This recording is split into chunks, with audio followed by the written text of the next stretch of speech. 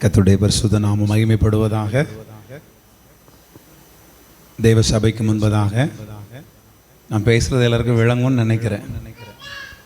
நான் பேசுறது புரியுதா? கர்த்தருக்கு ஸ்தோத்திரம். எனக்கு மலையாளம் வரும்,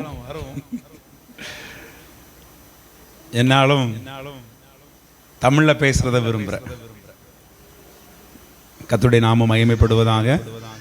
உங்கள் எல்லாருக்கும் முன்பதாக தேவன் இந்த இடத்துல என்னை கொண்டு வந்து நிறுத்தி இருக்கிறார்.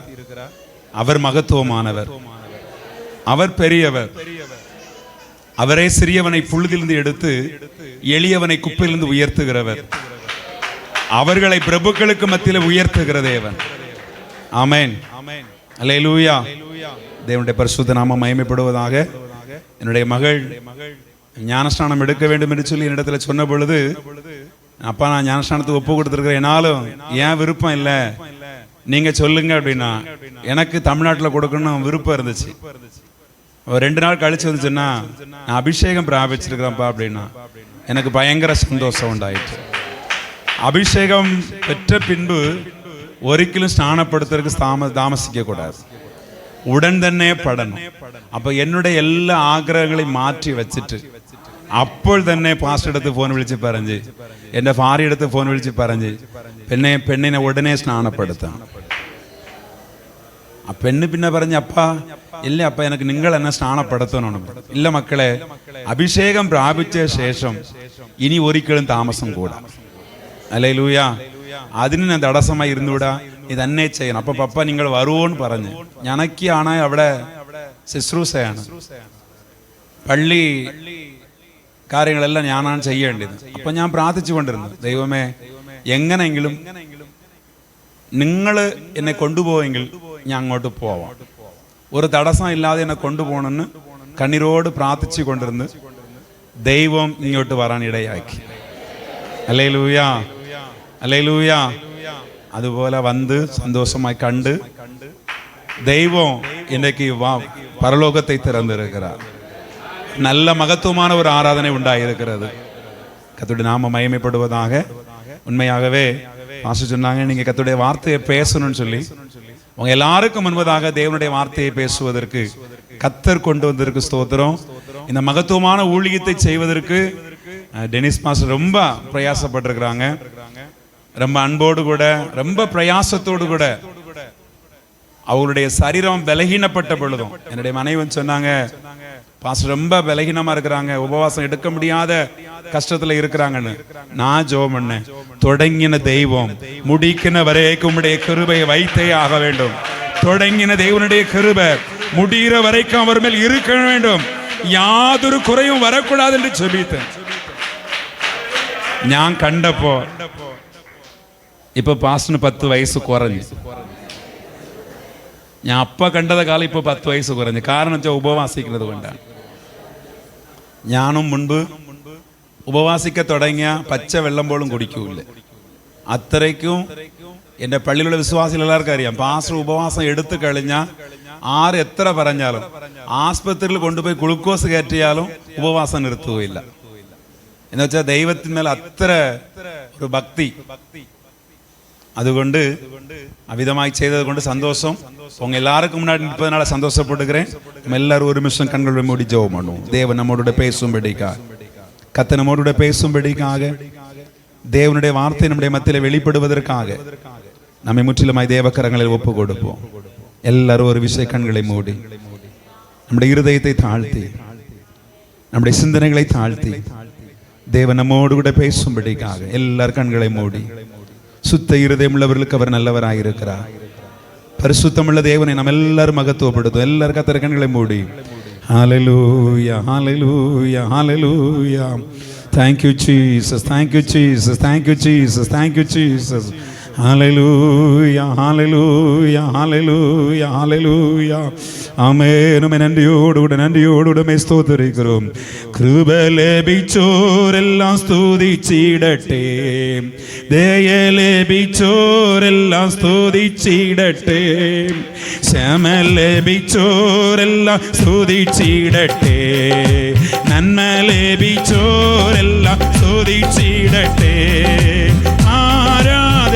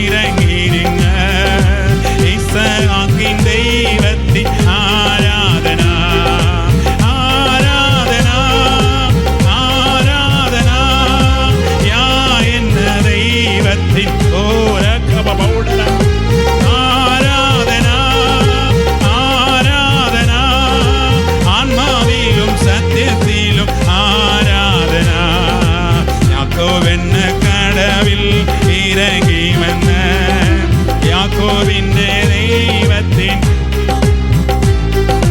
യാക്കോബെന്ന കടവിൽ ഇറങ്ങി നിന്ന് യാക്കോബിന്റെ ദൈവത്തിൻ ആരാധന ആരാധന യാ എന്ന ദൈവത്തിൻ ആരാധന ആരാധന ആത്മാവിലും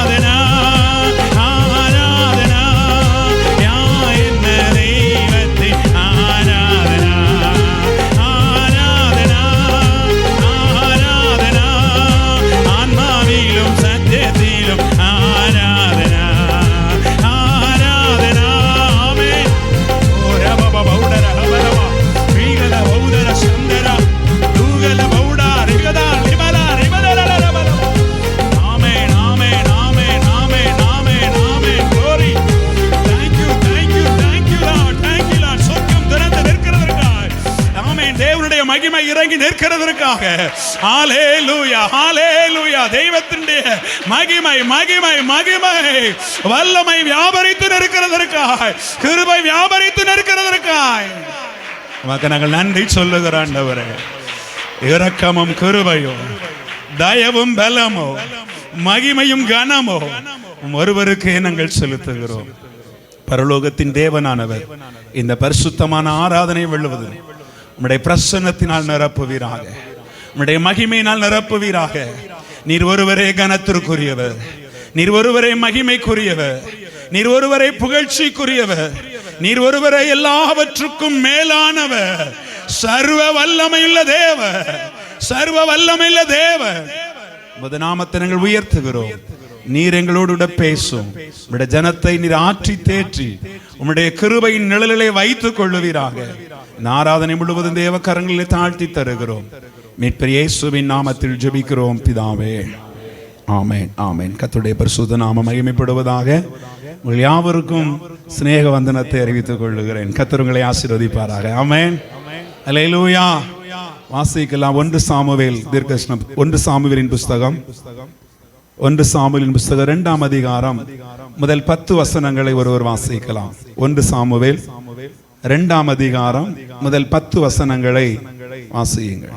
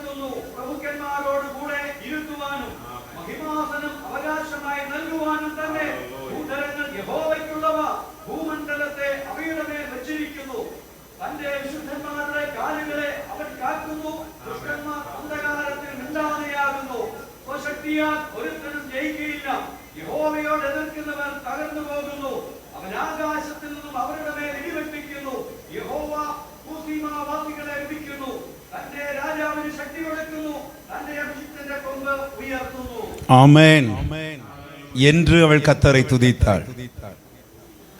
இங்கு அன்னாள் தேவனை புகழ்ந்து பாடுகிறதான ஒரு பாட்டு. எல்லாரும் அன்னாளுடைய சரித்திரத்தை அறிந்திருப்போம்.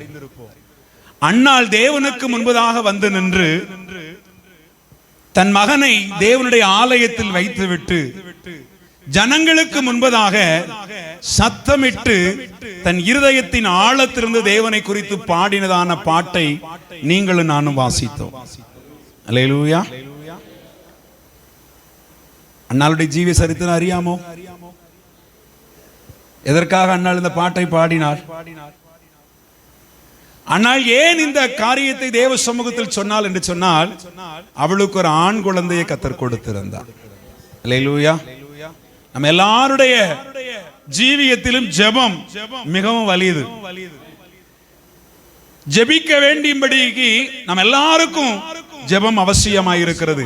ஆனால் அன்னாளுடைய ஜீவியத்தில் அவள் இருதயம் நொறுங்கி தன்னுடைய இருதயம் முழுவதையும் கடவுளுடைய சமூகத்திலே ஊற்றி கர்த்தாவின் சமூகத்தில் தன் இருதயத்தினுடைய கிளேசத்தை அத்தனையும் தகர்த்து விட்டு தேவ சமூகத்திலிருந்து எழுந்து போனார். ஆமென், ஆமென். ஏன், எதற்காக? அவளை எல்லாரும் பிள்ளை பெறாதவள் என்று சொல்லினதனால் என்று சொன்னால் இல்லை. இன்னைக்கு அநேக சமயத்துல நேர்ச்சையோட ஜெபம் பண்ணா தெய்வம் புத்திர பாக்கியம் தரும். அதற்கு உதாரணமாக நம்ம யாரை சொல்லுவோம்னா அன்னாளை சொல்லுவோம். அப்படிதானே? ஆனால் ஜீவ சரித்திரத்தை நோக்கி பார்த்தால் அன்னாளுடைய சரித்திரத்திலே அவள் பிள்ளை இல்லை என்பதற்காக மாத்திரம் அளவில்லை. அண்ணனுடைய தகப்பன் பெயர் என்ன? சாமுவேலுடைய தகப்பன் பெயர் என்ன? எல்கானா. எல்லாருக்கும் தெரியுமா? சாமுவேலுடைய தகப்பன் பேர் என்னது? எல்கானா. இந்த எல்கானா எந்த வம்சத்தை சேர்ந்தவன்? இந்த எல்கானா எந்த கோத்திரத்தை சேர்ந்தவன்? வாசியுங்கள். 1 நாளாகமம் 1 ആവർത്തന പുസ്തകം 6-ാം അധികാരത്തിന്റെ 30 മുതൽ 38 വരെ.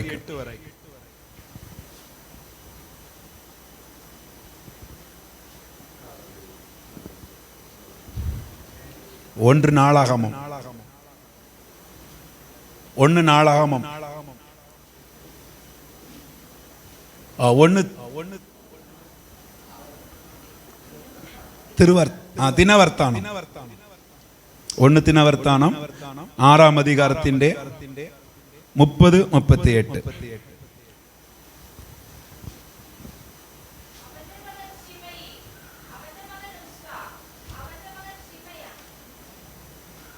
വാസിங்க.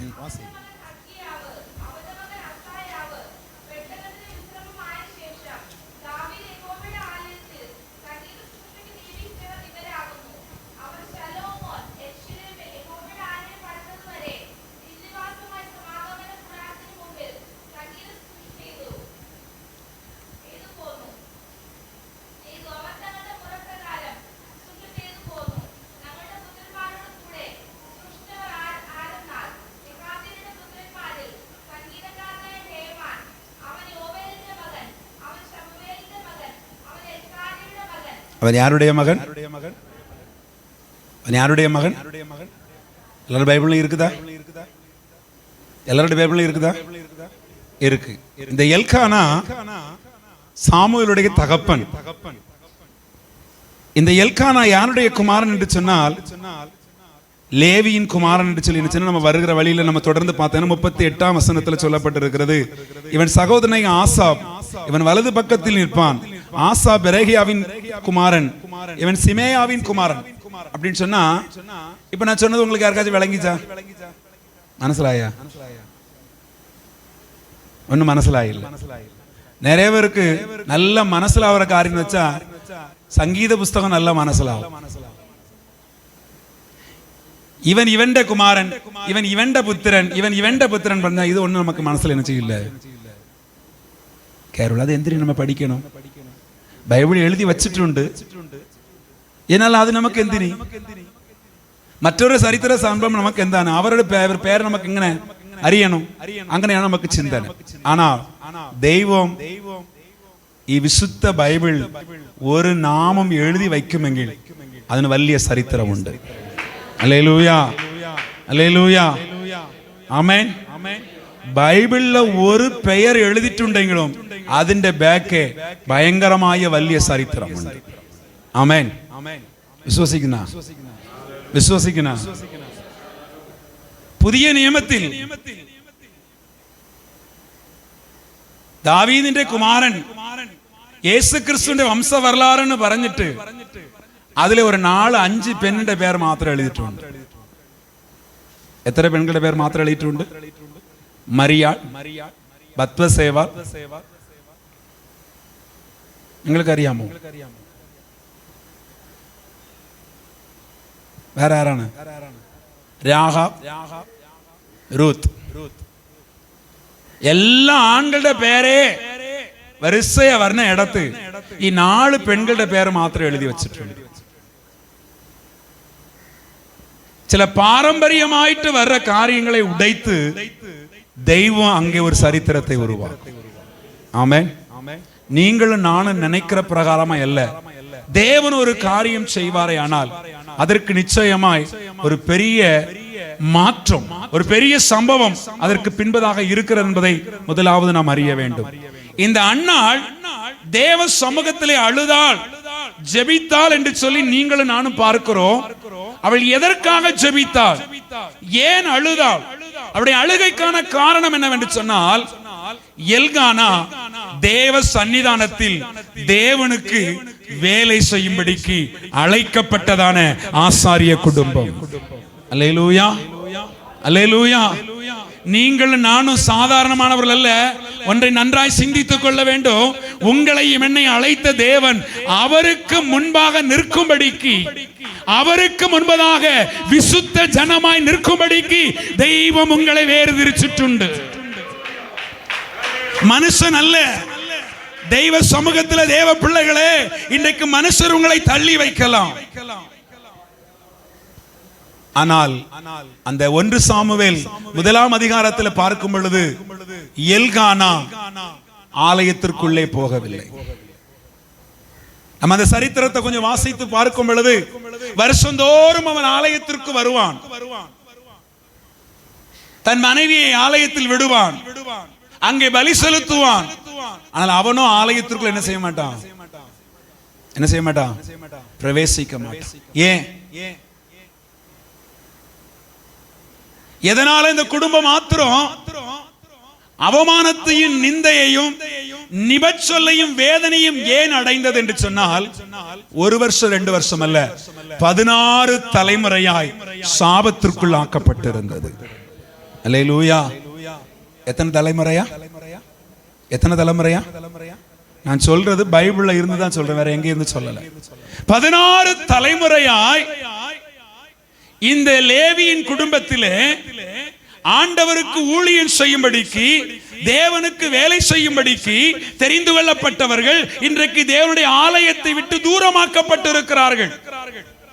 அன்னாள் தேவ சமூகத்தில் வந்து இவ்வளவு கம்பீரமாய், இவ்வளவு சந்தோஷமாய், இவ்வளவு மகிழ்ச்சியாய் அத்தனை ஜனங்களுக்கு மத்தியிலே அவள் தன்னுடைய வாயை திறந்து பேசுவதற்கு, தேவனை மகத்துவப்படுத்துவதற்கு கர்த்தருடைய வாழ்க்கையில் செய்திருந்ததான ஒரு பெரிய மகத்துவம் சாமுவேலை கொடுத்தது. ஆமென். ஏனென்று சொன்னால், நீங்கள் நான் வாசிக்கிறதான வேத புஸ்தகத்தில் இந்த குடும்பத்தாரை, இந்த கோத்திரத்தாரை தேவனுடைய சபைக்கு உட்படலாகாது என்று சொல்லி, தேவனுடைய சமூகத்திற்கும் தேவனுடைய வேலையை செய்வதற்கும் வேண்டாம் என்று சொல்லி ஒதுக்கி வைக்கப்பட்ட நிலைமையில், அவர்களை விலக்கி வைக்கப்பட்ட நிலைமையில் அன்னாளுடைய இருதயத்தில் அது இருந்தது. ஆமென். நம்ம எல்லாருடைய இருதயத்திலும் எங்கேயாச்சும் ஒரு பகுதியில் சில பாரம், சில கஷ்டம், சில காயம், சில முறிவு இருக்கும். இன்னைக்கு ஆண்டவர் அந்த முறிவுகளை நிறைவாக்க போகிறார். அந்த குறைவுகளை தேவன் நிவர்த்தியாக்கி தர போகிறார். ஆமென். அல்லேலூயா.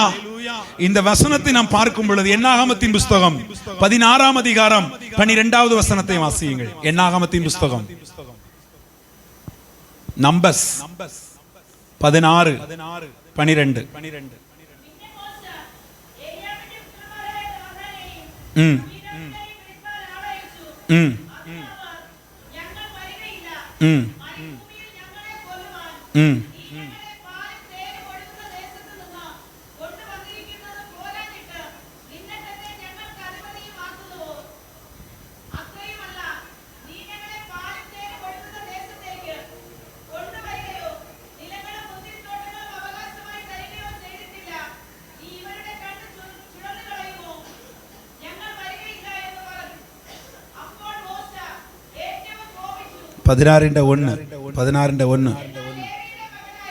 லேவியின் மகனாகிய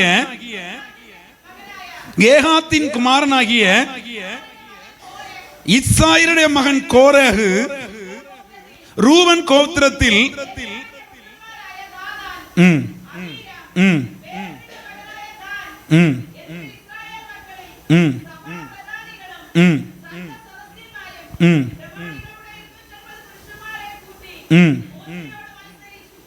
யாரோடு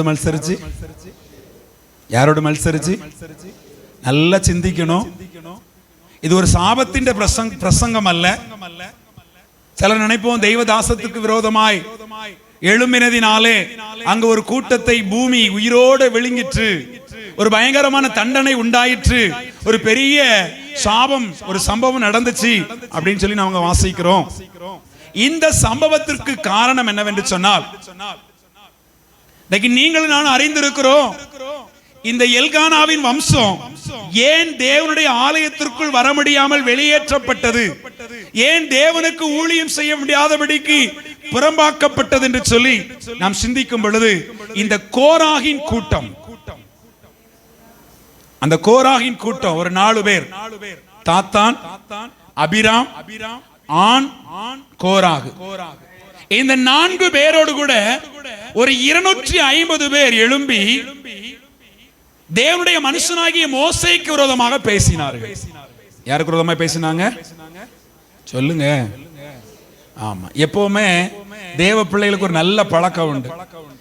என்ன நடந்தாலும், நான் ஒரு தேவனுடைய சபையை நடத்துற ஊழியக்காரனா இருக்கிறதுனால சொல்றேன், அல்லேலூயா, எங்க என்ன பிரச்சனை நடந்தாலும் அந்த பிரச்சனைக்கு மொத்த காரணம் யாரதான் சொல்லுவாங்க? யாரதான் சொல்லுவாங்க? சொல்லுங்க. தண்ணி இல்ல, ஜனங்களுக்கு வெள்ளம் இல்ல, இறைச்சி இல்ல, யாரோட முறுமுறுத்து? இறைச்சி இல்லைன்னா வீட்டில் கிடக்கிற கோழி ஆடெல்லாம் அடிச்சு தின்னோம். அதை விட்டுட்டு மோசம் எங்களுக்கு என்ன தந்தில்லை?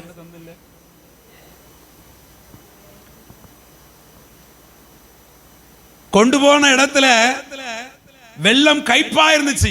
உடனே ஜனங்கள் எல்லாரும் யாருக்கு விரோதமா முறுமுறுத்தாங்க? இந்த உங்களை யாரையும் சொல்லல, நீங்கள ரொம்ப அப்படியே திருத்துட்டு முழிக்காதீங்க.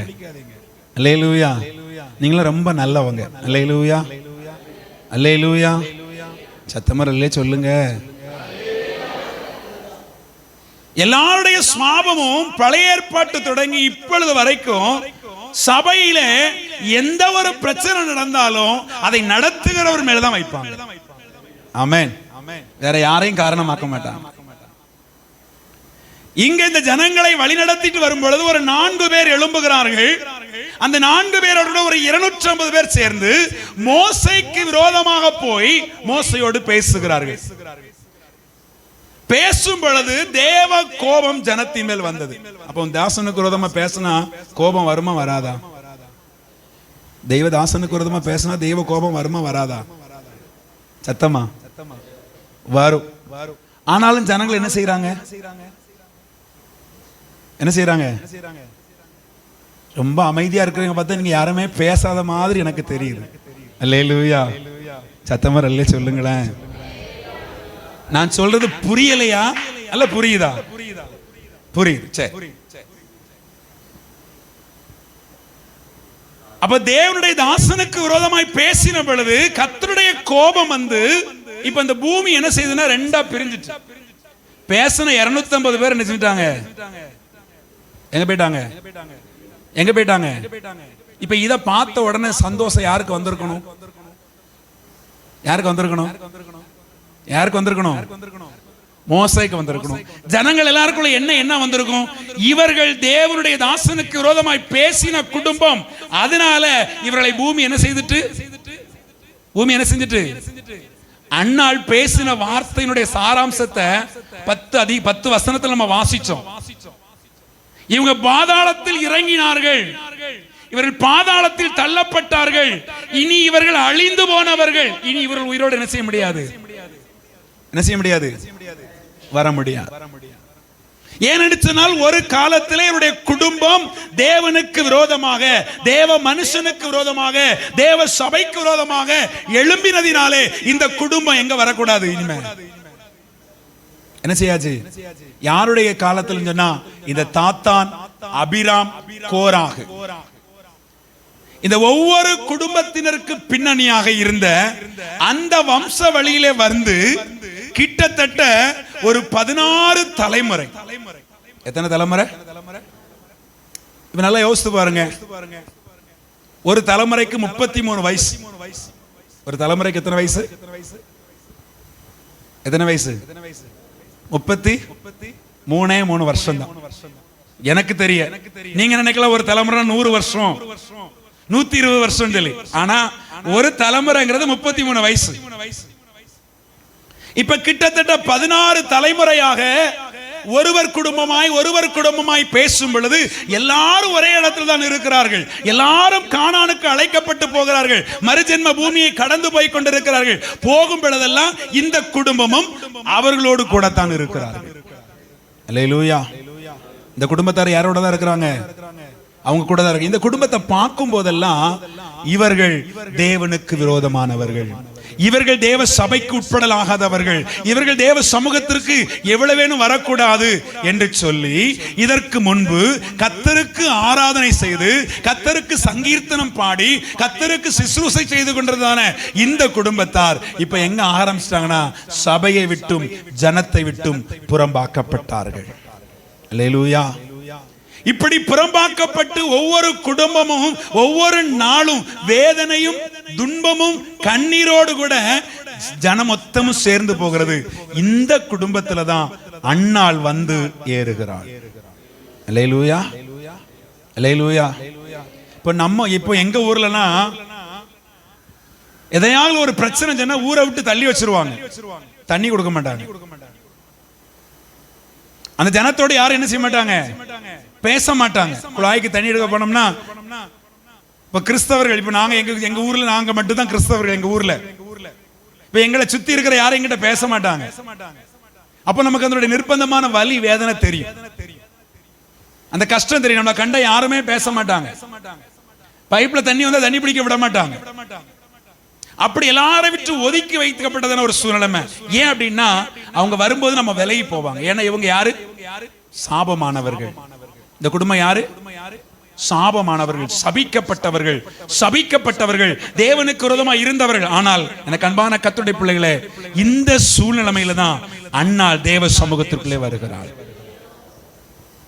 அன்னாள் அந்த வீட்டில் ஏறி எல்கானாவுக்கு மனைவியான பொழுது அவளோடு கூட இருந்த எல்லாரும் சொல்லுகிறார்கள், இது சபிக்கப்பட்ட குடும்பம், இது சபிக்கப்பட்ட கோத்திரம், இது சாபத்திற்கு ஆளான கோத்திரம், இந்த கோத்திரத்திலே ஒரு பொழுது நன்மை வருவதில்லை, இது பாதாளத்திற்கு ஒப்பு கொடுக்கப்பட்ட கோத்திரம், தேவனாலே தண்டிக்கப்பட்டவர்கள் என்று சொல்லி ஒரு பெயரோடு கூட இருந்த அந்த அன்னாள் ஒரு நாள் தீர்மானம் எடுத்தார். ஒரே ஒரு நாள் தீர்மானம் எடுத்தால் தேவ சமூகத்தில் போய் தன் இருதயத்தை ஊற்றினாள்.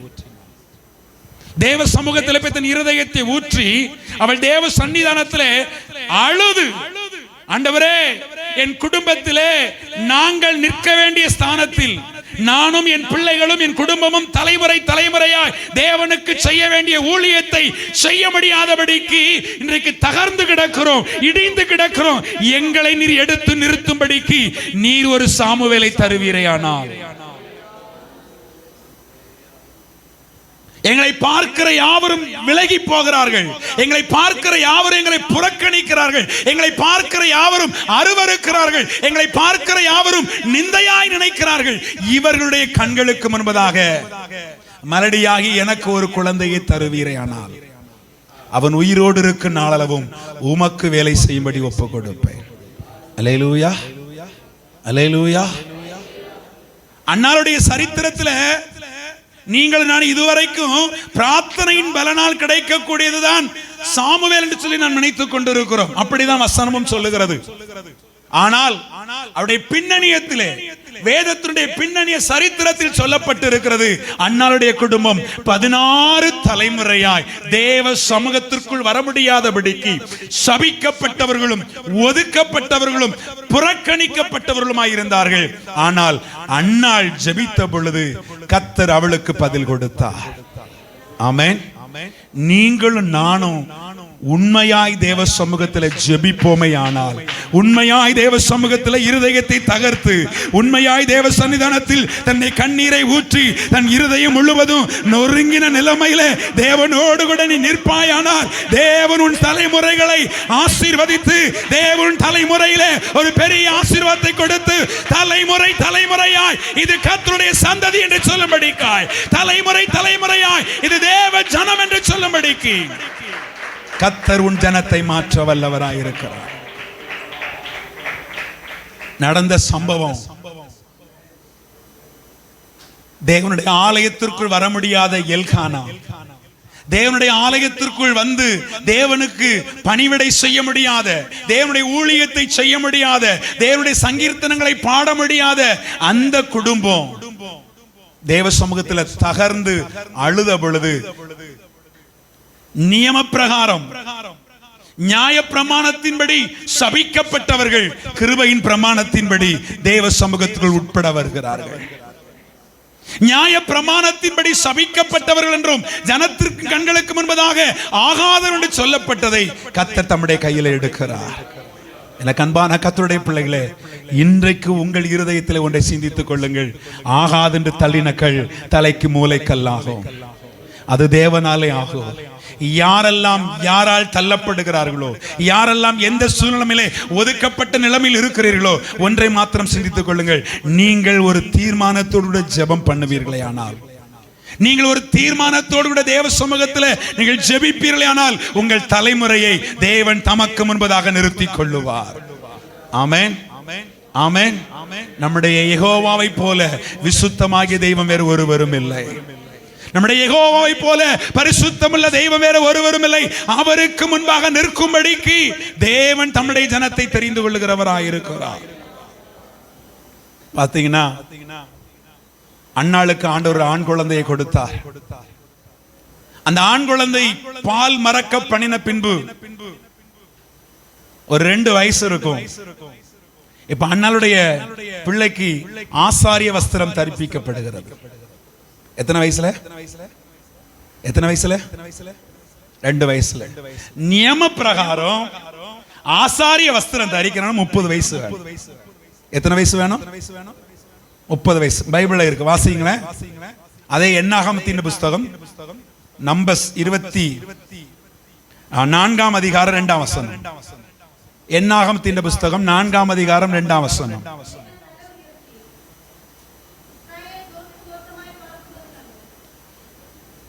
4:2. 4:2.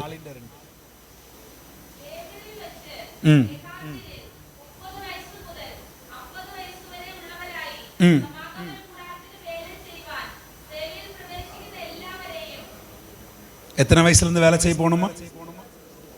யெகோவாவுடைய கூடாரத்தில் வேலை செய்ய எத்தனை வயசுக்கு போகணும்? இந்த நியமத்தை அண்ணால் உடைத்தார். இந்த நியமம் சாமுவேலால் உடைக்கப்பட்டது. எத்தனை வயசுல போறாரு? தேவனுடைய கூடாரத்தில் வேலை செய்யறதுக்கு 2 வயசுல. ஆமென், ஆமென். நான் சொல்ற அர்த்தம் என்ன தெரியுமா? மாம்சமான யாவர் மேலும் தேவன் தம்முடைய ஆவியை ஊற்றுவார். உங்கள் பிள்ளைகள் தீர்க்க தரிசனம் சொல்லுவார்கள். அல்லேலூயா. உங்க பிள்ளைங்க ஒருவேளை இன்னைக்கு பார்க்கலாம், சின்ன பிள்ளைங்களா இருக்கலாம், ஆனா தெய்வம் அவர்களை கரங்கள் எடுத்து அவர்கள் மூலமாய் வெளிப்பாடுகளையும் தரிசனங்களையும் கொடுக்க வல்லவராயிருக்கிறார். ஒரு சாதாரணமான ஒரு காரியம் அல்ல.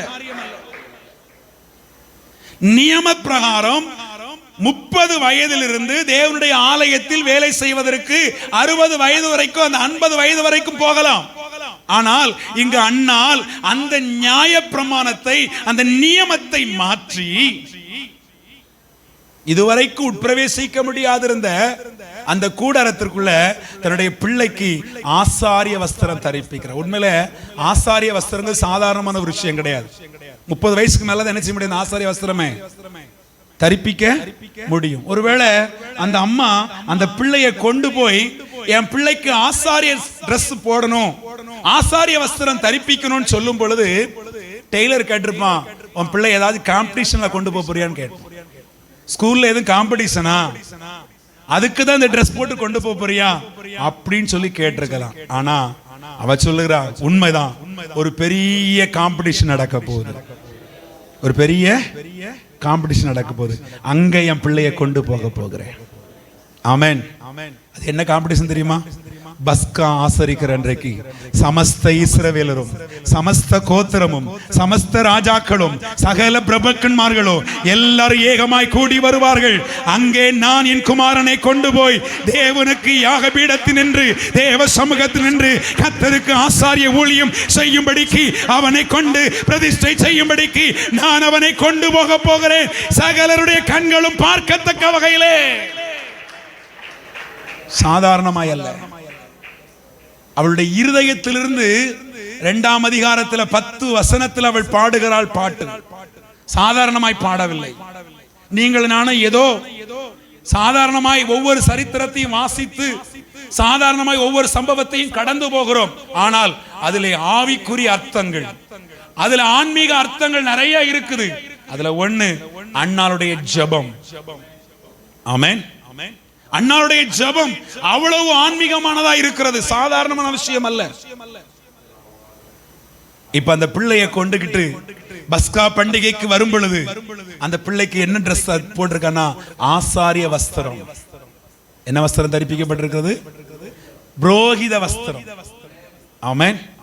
புரோகிதன்மாருக்கு தரிப்பிக்க வேண்டிய வஸ்திரத்தை இப்ப 2 வயசு பிள்ளை தரிப்பிச்சுட்டு உள்ள வருது. எதுக்கு அப்படின்னு சொன்னா, இனி எங்கள் குடும்பம் கர்த்தருக்கு முன்பதாக புரோகித ஊழியம் செய்யும்படிக்கு தேவனால் இதுவரைக்கும் புறக்கணிக்கப்பட்டிருந்தோம், இதுவரைக்கும் எங்கள் இருதயங்கள் குடும்பம் தூரமாக்கப்பட்டது. இன்று முதல் இந்த ஆசாரிய பட்டத்திற்கு நானும் என் குடும்பமும் வருவோம் என்று சொல்லி அன்றைக்கு தேவ சமூகத்தில் ஏறும்படிக்கு தேவன் கொண்டு வந்தார். சாதாரணமான விஷயம் அல்ல. எனக்கு அன்பான கர்த்தருடைய ஜனமே, எல்லாரும் பார்க்கிறாங்க, ராஜாக்கன்மார் பார்க்கிறாங்க, பிரபுக்கள்மார் பார்க்கிறார்கள், கோத்திர பிதாக்கள் பார்க்கிறார்கள், ஆசாரியர்கள் பார்க்கிறார்கள். இது யார்? அதுக்குதான் அவன் வாங்கி திறந்து சொல்றா, என் இருதயம் கர்த்தருக்குள் மகிழ்ந்திருக்கிறது.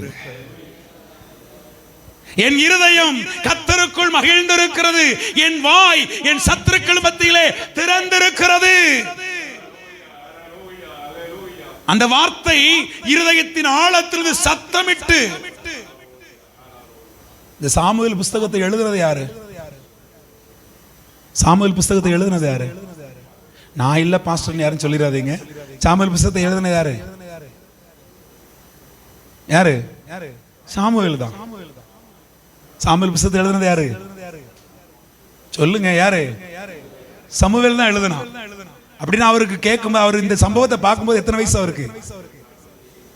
இந்த அம்மா வந்து சபைக்கு முன்னாடி 2ஆம் அதிகாரத்துல அந்த அம்மா அவ்வளோ பெரிய கூட்டத்துக்கு முன்னாடி சத்தமா, நம்ம சபையில கைத்தட்டி பாட்டு பாடுறதுக்கு நிறைய பேருக்கு வெக்கம், நிறைய பேருக்கு தெய்வத்தை ஆராதிக்கிறதுக்கு முட்டுமடக்கி கையடிச்சு தெய்வ சன்னிதானத்துல தெய்வனை மகத்துவப்படுத்துறதுக்கு வெக்கம். ஆனா அன்னால் சமஸ்த இஸ்ரவேலரும் சமஸ்த ராஜாக்களும் பிரபுக்கள்மாரும் கோத்திர பிதாக்கள் எல்லாரும் வந்திருக்கும் பொழுது அவர்களுக்கு முன்பாக சத்தமிட்டு சொல்கிறாள், என் இருதயம் கர்த்தருக்குள் மகிழ்ந்திருக்கிறது,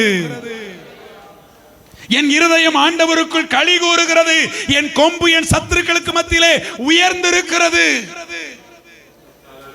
எல்லாரும் பார்க்கத்தக்க வகையில இத அந்த 2 வயசு பிள்ளை பார்க்குது. நீங்க கர்த்தரை நல்ல இருதயத்தோடு ஆராதிச்சீங்கன்னா உங்களை பார்த்து வளர்ற உங்க பிள்ளை தலைமுறை தலைமுறையாய் கர்த்தரை ஆராதிக்கும்.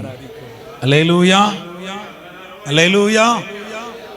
2 வயசு தன்னுடைய தாய் ஏதோ ஒரு பெரிய சம்பவம், ஏதோ ஒரு பெரிய சாதனை, எல்லாருக்கும் முன்னாடி நம்ம அம்மா ஏதோ ஒன்று சொல்றாங்கன்னு அந்த பிள்ளை கண்ணும் கருத்துமாய் கவனிக்கிறது. எனக்கு அன்பான கர்த்தருடைய பிள்ளைகளே, நீங்களும் நானும் என்ன செய்கிறோமோ அதை நம்ம பிள்ளைகள் கவனிக்கும். ஆமென், ஆமென். 2 வயசுல அவன் இருதயத்துல எழுதப்பட்டது, அவன் ஹிருதயத்துல இந்த சம்பவம் ஆழமா எழுதப்பட்டது. அதனாலதான் இந்த சம்பவத்தை அவன் துவக்கத்தில் எழுதும் பொழுது சொல்லுகிறான், கர்த்தரே கொல்லுகிறவரும் உயிர்ப்பிக்கிறவருமாய் இருக்கிறார். ஆமென். அது வாசிங்களேன், 1 சாமுவேல் 2ஆம் அதிகாரம்.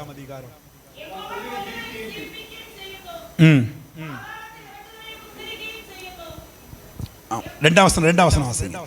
கர்த்தரை போல 2ஆம் வசனம், யெகோவாவை போல பரிசுத்தர் இல்லை.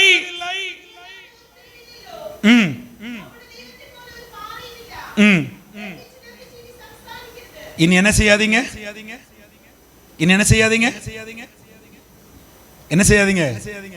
சத்தமா சொல்லுங்க.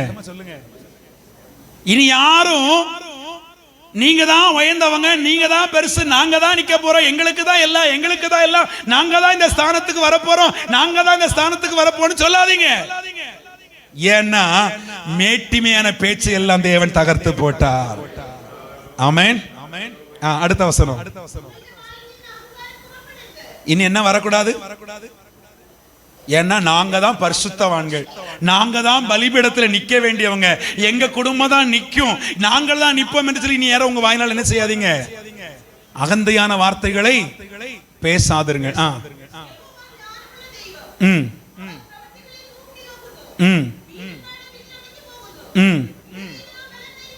இடறியவர்களோ ஒரு காலத்துல நாங்க இடறி விழுந்தோம், ஒரு காலத்துல எங்க குடும்பம் தகர்ந்து கிடந்துச்சு, ஒரு காலத்துல நாங்க கட்டப்படாம இருந்தோம்.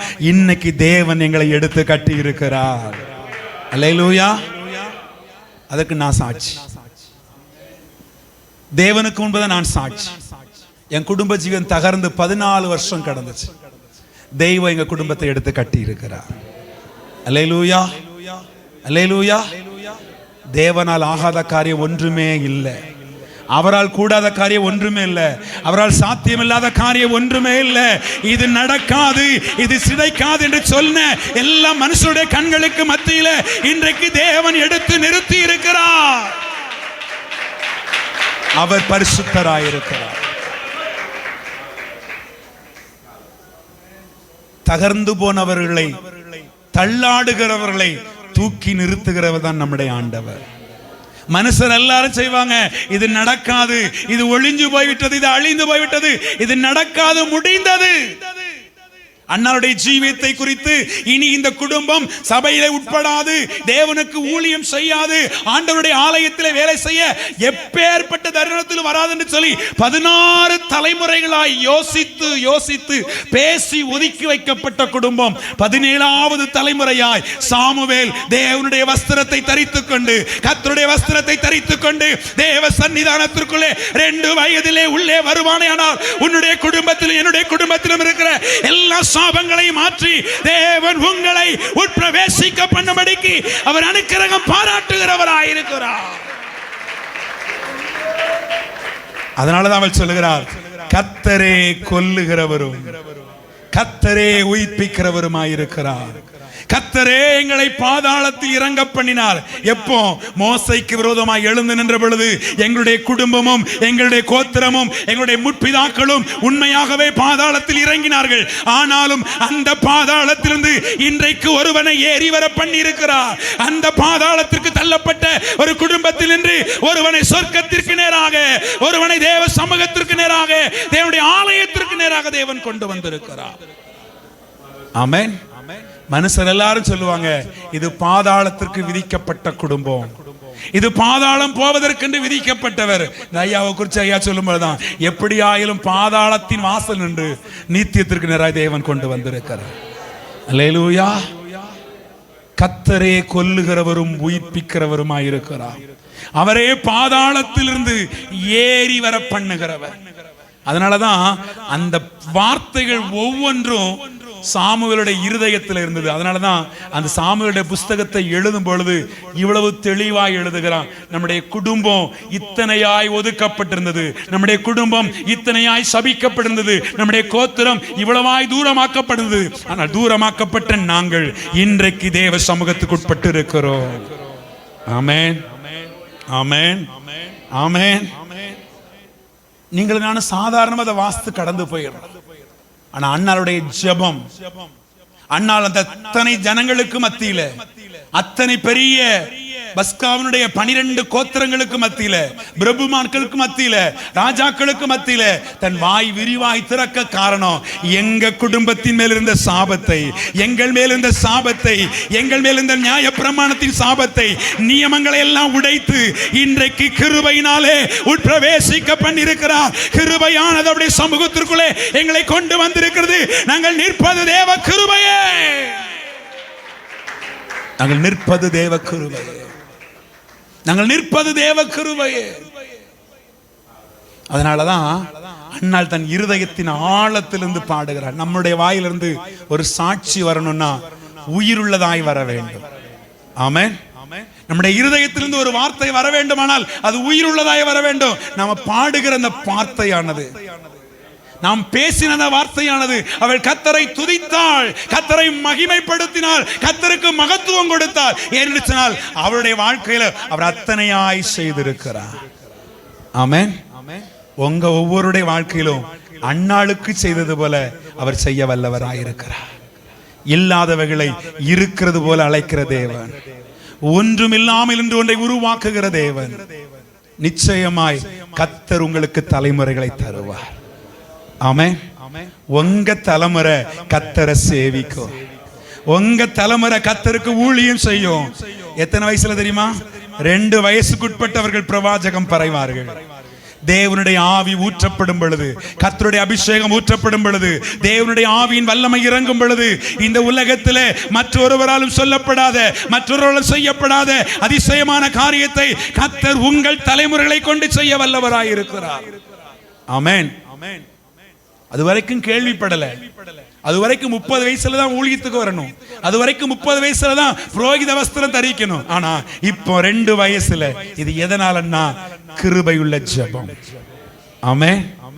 தேவனுடைய தயவு இன்னைக்கு உங்களையும் என்னையும் தயவாய் தேவன் தம்முடைய சமூகத்தில் நிறுத்தி இருக்கிறார். கிருபாசனத்திலே தேவன் கொண்டு வந்திருக்கிறார். அதற்கு அவர் தம்மை தாமே தியாகமாய் கொடுத்திருக்கிறார். புறம்பாக்கப்பட்டவர்களாய், காணியாட்சிக்கு புறம்பானவர்களாய், தேவனற்றவர்களாய், நம்பிக்கை இல்லாதவர்களாய் இருந்த நம்மை தேவ சமூகத்திலே கொண்டு சேர்க்கும்படிக்கு அந்த இயேசு கிறிஸ்து கல்வாரி சிலுவையிலே தன்னுடைய ஜீவனை கிழித்து அதன் மூலமாய் உட்பிரவேசிக்க பண்ணியிருக்கிறார். இன்றைக்கு நீங்கள் நானும் பிதாவின் சமூகத்தில் சேருகிற சாக்கியத்தை அவர் நமக்கு கொடுத்திருக்கிறார். ஆமென். சாதாரணமா இல்ல, விலைக்கிரயமாய் இயேசு தன்னுடைய சொந்த ஜீவனையே கொடுத்திருக்கிறார். ஆமென். அன்றைக்கு அன்னாள் தேவ சமூகத்துல கண்ணீரோடு ஜெபம் பண்ணி தன் குடும்பத்தின் மேல தலைமுறையாய் கடந்து வந்த சாபத்தை தடுத்து நிறுத்தி தன் பிள்ளையின் மூலமாய் ஒரு புரோகிதனை உருவாக்கினார். அதற்கப்புறம் வேதம் சொல்கிறது, கர்த்தர் சாமுவேலோடு கூட இருந்தார். கர்த்தர் சாமுவேலை ஆசீர்வதித்தார். கர்த்தர் சாமுவேலுடைய வார்த்தையின்படி செய்தார். அவன் சொல்லுகிறபடி எல்லாம் இஸ்ரவேலிலே தான் முதல் பெயர் சபா வரைக்கும் சாமுவேல் தேவனுடைய தீர்க்கதரிசி தான், சாமுவேல் தேவனுடைய ஊழியக்காரன் தான், சாமுவேல் தேவனுடைய ஆசாரியன் என்கிற பெயர் விளங்கும்படிக்கு கர்த்தர் சாமுவேலின் மேலே நம்முடைய அபிஷேகத்தை வைத்தார். இனி வரும் சந்ததிகள், இனி வரும் ஜனங்கள் உங்கள் பிள்ளைகளை பார்க்கும் பொழுது இது கர்த்தருடைய ஜனம், இது கர்த்தருடைய சந்ததி, இது தேவனால் அபிஷேகம் பண்ணப்பட்டது என்று சொல்லத்தக்க வகையிலே தேவன் உங்களையும் உங்கள் குடும்பத்தையும் நடத்த போகிறார். விசுவாசிக்கிறவர்கள் கரங்களை தட்டி, விசுவாசிக்கிறவர்கள் கரங்களை தட்டி, விசுவாசிக்கிறவர்கள் கரங்களை தட்டி. எஸ், நன்றி ஆண்டவரே. அப்படி